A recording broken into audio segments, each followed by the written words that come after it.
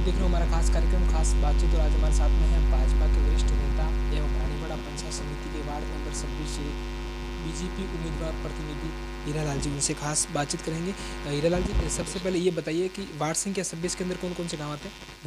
Ward संख्या 26 से रानीवाड़ा खुर्द और दूधवट है। दो गाँव आते हैं। दो गांव आते हैं। और इन दो गाँवों के अंदर प्रमुख समस्या क्या है? दो गांवों के अंदर प्रमुख समस्या ये है कि पानी, लाइट की तो बिल्कुल ही समस्या है। लाइट आती नहीं है और लाइट आती है कब जाती है कोई पता नहीं है। इनका कोई ढांचा लाइट का सही है ही नहीं। फिर यहाँ ग्रेवल सड़क की है।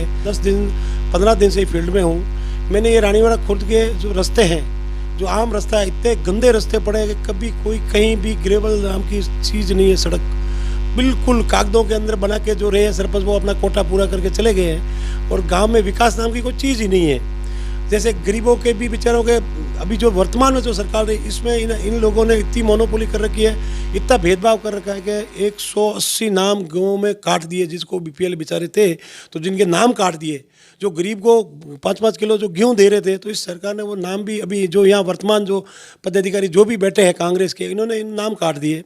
फिर ये जो अपनी मनमानी पे चला रहे, इतनी इस गांव में तानाशाही है, तानाशाही राज है। मतलब ये लोगों में ये पता नहीं है कि भाई ये देश आज़ाद हो गए 70 साल हो गए, पर यहाँ रानीवाड़ा खुर्द में अभी भी तानाशाही है और देश आज़ाद का कोई विकल्प नहीं है। लोगों पे इतना दबाव बना रहे, इतनी गंदी राजनीति कर रहे हैं जैसे यहाँ कभी पहले कहीं हुई नहीं।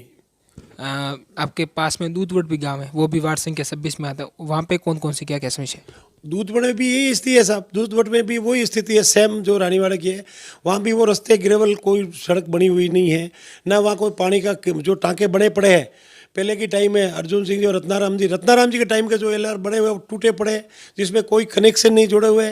फिर 2 साल में के पहले भाजपा की सरकार थी, उस टाइम में देवल साहब ने कनेक्शन जोड़े थे, बट इन्होंने वो कट के ऐसी हालत कर दी है कि वहाँ कोई काबिल नहीं रहे।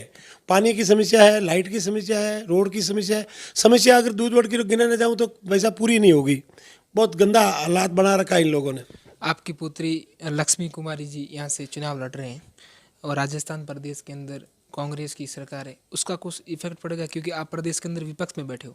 इफेक्ट तो क्या, इनका कोई काम ही नहीं करवा रही। इफेक्ट का क्या, 2 सालों से ये सरकार खोखले वादा करके गई, लोगों को गुमराह करके राज में तो आगे है, लोगों को बल्लू बना दिया। 1 2 3 4 5 10 में हम कर देंगे आपका कर्जा माफ, हम लाइट के बिल बढ़ाएंगे नहीं। इन्होंने लाइट बिल इतनी बढ़ा दी है कि जिनकी कोई सीमा नहीं है। लाइट में करंट नहीं आता जितना बिल में करंट आता लोगों को, ऐसी स्थिति कर रखी है इन लोगों ने। और ये जो झूठे वादे किए थे, लोगों को गुमराह किए थे कि हम आपका कर्जा माफ़ करेंगे, 10 दिन में कर देंगे। आज दिन तक 2 साल में इनका कोई न तो कर्जा माफ़ हुआ है, न कभी इन्होंने कोई विकास नाम की चीज़ नहीं है। तो आपस की लड़ाई में लड़ रही है। राजस्थान सरकार तो होटलों में मौज कर रही है, कहाँ राजस्थान सरकार का कोई ठिकाना ही नहीं।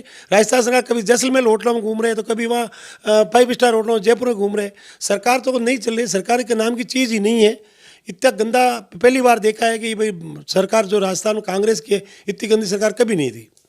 देश के प्रधानमंत्री नरेंद्र मोदी है, केंद्र में भाजपा की सरकार है, उसका कुछ फायदा आपको मिलेगा यहाँ पे? 100% मिलेगा साहब। मोदी लोगों के दिलों में बस गया है। मतलब हम हर आदमी, मेरे जैसे मेरी दोती है जो 3 साल की, उसको कहो बेटा वोट किसको है, मोदी। मतलब उस बच्ची को इतना नॉलेज है कि भाई मोदी तो हर आदमी के, हर बच्चे के दिल में बैठ गया मोदी। और मोदी का जी का जरूर कर दूंगा। सरकार जो जो वोट मिल रहे हैं लोगों में, हम खुद जाते हैं अभी सभा कर रहे हैं, तो लोगों के दिल में कि हमारे को कमल का फूल देखना है, मोदी देखना है, मोदी को वोट देना है। मतलब हमारे 26 वार्ड संख्या से अगर वोट देंगे तो वो सीधा मोदी को जाएगा। तो इन लोगों में, हमारे यहाँ जो वोटर्स है, उनको एक ही बना कि भाई मोदी को वोट देना है, मोदी को जिताना है। ये लोगों की भावना है। आज के तरीके जो मोदी का जो महत्व है वो कभी कम न तो हुआ नहीं होगा। इसलिए मोदी का तो बहुत अच्छा इफेक्ट पड़ेगा साहब सरकार का। तो रानीवाड़ा पंचायत समिति की बात करें या फिर वार्ड संख्या 26 की बात करें, ऑल ओवर रानीवाड़ा पंचायत समिति में भाजपा का कैसा माहौल है? बहुत अच्छा माहौल है, बहुत अच्छा माहौल है। जितने 27 ये डेलीगेट जो चुनाव है पंचायत समिति के, मेरे हिसाब से तो मुझे यूँ लग रहा है कि लहर चल रही है और करीबन 20-22 बीजेपी की आ रही है। खुला भाजपा का बोर्ड बनेगा, इसमें कोई शक नहीं है। इन कांग्रेस वालों खुद को पता है, ये तो आपस की लड़ाई शुरू कर दी इन्होंने। अभी पता नहीं जीत के तो कितने आएंगे। ये तो पहले से ही प्रधान की लड़ाई में जुटे हुए हैं, ठीक है ना। देवासी साहब अपना बना रहे हैं, ये अपने भाई अर्जुन सिंह जी अपना कैंडिडेट बना रहे हैं। लोग क्या है, आपस की लड़ाई में लड़ रहे हैं। बोर्ड बीजेपी का बनना, इसमें कोई शक नहीं है। सरणों में कल वोट हुए, वहाँ पे कांग्रेस के और निर्दलियों के बीच में झगड़ा भी हुआ और वहाँ पे कैसी भाजपा की लहर है? बहुत जोरदार लहर है वहाँ। तो देखो वो निर्दलीय नहीं है, वो कांग्रेस का कैंडिडेट खड़ा किया हुआ कैंडिडेट है, इसीलिए वो कांग्रेस का है। वो ऊपर से टिकट ले आया और वो निर्दलीय खड़ा हो गया, तो वहाँ तो बीजेपी श्योर आ रही है, कोई दिक्कत ही नहीं। 1% कांग्रेस की दोनों की लड़ाई है, वो भी कांग्रेस में है, वो भी कांग्रेस में, सामने वाला भी, दोनों कांग्रेस ही है। वहाँ बीजेपी का कोई मतलब ही नहीं है और अच्छी लीडों से जीतेंगे वो बीजेपी के कैंडिडेट। रानीवाड़ा में पिछली बार जब चुनाव हुए 2018 में, तो यहाँ से भारतीय जनता पार्टी के उम्मीदवार यानी नारायण सिंह जी देवल ने दूसरी बार जीत दर्ज की थी, उसका कुछ फायदा आपको मिलेगा? जरूर मिलेगा साहब, ज़बरदस्त मिलेगा, क्योंकि देवल साहब ने जो विकास करवाया है ना, वो 70 साल में कभी हुआ ही नहीं है। लोगों के फर्स्ट में मोदी जी बैठ गए, तो हमारे रानीवाड़ा विधानसभा में देवल साहब हर आदमी के दिल में बैठ गए। हर घर हर बच्चे को देवल साहब का इतना प्यार है कि लोग ज़बरदस्ती देवल साहब के वहाँ देवल साहब को देख के खुश होते हैं। और हमारे ऐसे विधायक मैंने कभी देखा नहीं, मेरी लाइफ में 50-52 साल का मैं हो गया हूँ, ऐसा विधायक कभी आया भी नहीं है, नहीं आएंगे। मतलब इतने भले आदमी हैं कि उन लोगों को पूछो मत, जहाँ कहीं बुलाओ, रात को 2 बजे फ़ोन करो, देवल साहब फ़ोन उठाएंगे। कहीं भी फ़ोन नहीं उठाए तो उनको वापस जवाब देंगे, मिस कॉल का जवाब देंगे। ऐसे मतलब भले आदमी और विधायक रानीवाड़ा विधानसभा क्षेत्र को नसीब हुए, बाकी कहीं है ही नहीं। अधिकांश प्रत्याशी ऐसे होते हैं, चुनाव जीतने के बाद में जातिवाद करते हैं, भाई भतीजावाद करते हैं। आप यहाँ से इलेक्शन जीते तो जातिवाद करोगे, यहाँ पे 36 कौम को साथ में लेके चलोगे? मैं मेरे जालोर जिले में मात्र मेरा घर है, मैं कोई जातिवाद करता ही नहीं हूँ। तो मैं खुद समाज सेवी हूँ, समाज सेवी जुड़ा हुआ हूँ, हर आदमी 36 कौम के लोगों के साथ जुड़ा हुआ हूँ। मैं कभी जातिवाद को तो मैं बस, ये तो जहर है, जातिवाद मैं करता ही नहीं हूँ। जो करता है उनको भी मैं ये कहता हूँ भाई, जातिवाद नाम की कोई चीज़ नहीं है। मैं तो सबके दिलों में ऐसा है कि भाई 36 कौम को साथ लेके चलने वाला हूँ। मेरे को न तो कोई जयपुर जाना है, न कोई जालोर जाना है, रानीवाड़ा के जनता के 26 नंबर वार्ड के साथ रहना है। उन लोगों का समस्या का काम करना है, समस्या सुननी है और इनका विकास करवाना है, यही मेरा मेन मुद्दा है। चुनाव जीतने के बाद में प्रमुख विकास कार्य क्या करवाओगे? देखो, यहाँ सबसे पहले जो मैंने आपको बताया ना, ग्रेवल सड़क, मतलब रास्ते इतने हैं। विधानसभा रानीवाड़ा विधानसभा क्षेत्र में मात्र रानीवाड़ा खुर्द एक ऐसा है जहाँ आज़ाद हुआ ही नहीं है, तानाशाही राज है। और वहाँ रास्ते की हर काश्तकार के रास्ते की बीमारी है, जहाँ रास्ते का नाम में लड़ाई है।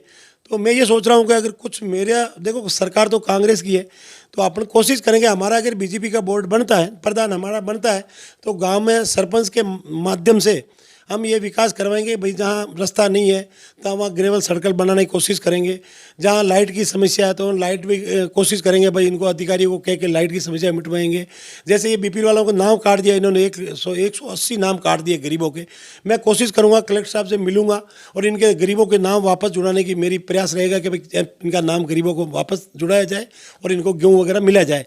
और गरीबों को जैसे किसी के ये पेंशन नहीं आ रही है, तो वो मैं कोशिश करूँगा। फार्म ये लोग क्या तानाशाही से पहले लोगों को बढ़ाए, फिर फाड़ दिए। ऐसे लोग बैठे जिनके बेचारों के पेंसिल नहीं आ रही है, और गरीब लोग हैं जिनके सुबह शाम खाने के नहीं है, उन लोगों के भी इन्होंने मतलब बीपीएल को काट दिए, जिनके फार्म बंद काट दिए। तो मैं ये कोशिश करूँगा भी इंदिरा आवास फार्म भरवाएंगे, पेंशन चालू करवाऊँगा और लोगों के जितनी होगी उतनी मेरे से समस्या दूर करने की कोशिश करूँगा।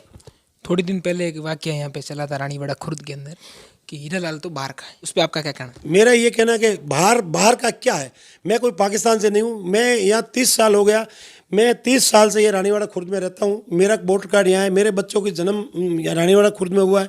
और मैं बाहर से कहाँ हूँ, मैं 30 किलोमीटर रानीवाड़ा विधानसभा का क्षेत्र का ही हूँ। वहाँ से मात्र 30 किलोमीटर दूर कोटड़ा गाँव है, कोरडा गाँव से यहाँ के बसे हैं। इन लोगों का मुद्दा नहीं है, मेरे खिलाफ कोई मुद्दा ही नहीं है। तो ये बाहर के करे, बाहर की क्या है, बाहर से कोई, मैं पाकिस्तान से नहीं आया हूँ, मैं कोटड़ा से यहाँ के बैठा हूँ। तो 30 साल से मैं बैठा हूँ, बच्चा मेरे को जानता है, हर बच्चे का मेरा 36 कौम का मेरे साथ सहयोग है। तो इन लोगों को क्या, कोई लोग अवकार नहीं दे रहे, तो ये और कोई मुद्दा नहीं है, तो बाहर का कह रहे। देखो बाहर के कहाँ हैं, कई लोग बाहर से डेलीगेट, जैसे मैं तो MP है, कई तो पहले बूटा सिंह जी है, जैसे हमारे वो पहले बंगारू साहब थे, ये सब रानीवाड़ा के थोड़ी बाहर से। तो बाहर से कोई इनका कोई मुद्दा नहीं है। मैं तो 30 साल से यहाँ बैठा हूँ, यहीं रहूँगा, इन जनता के साथ रहूँगा। तो ये थे मेरे साथ में हीरालाल जी, जिन्होंने साहब कहा है कि रानीवाड़ा खुर्द और दूधवट की जनता ने मेरे परिवार पर आशीर्वाद दिया, मुझे आशीर्वाद दिया, तो इस क्षेत्र में विकास में कोई कमी नहीं रखी जाएगी। रविंद्र सिंह ओमट, रानीवाड़ा, जालोर।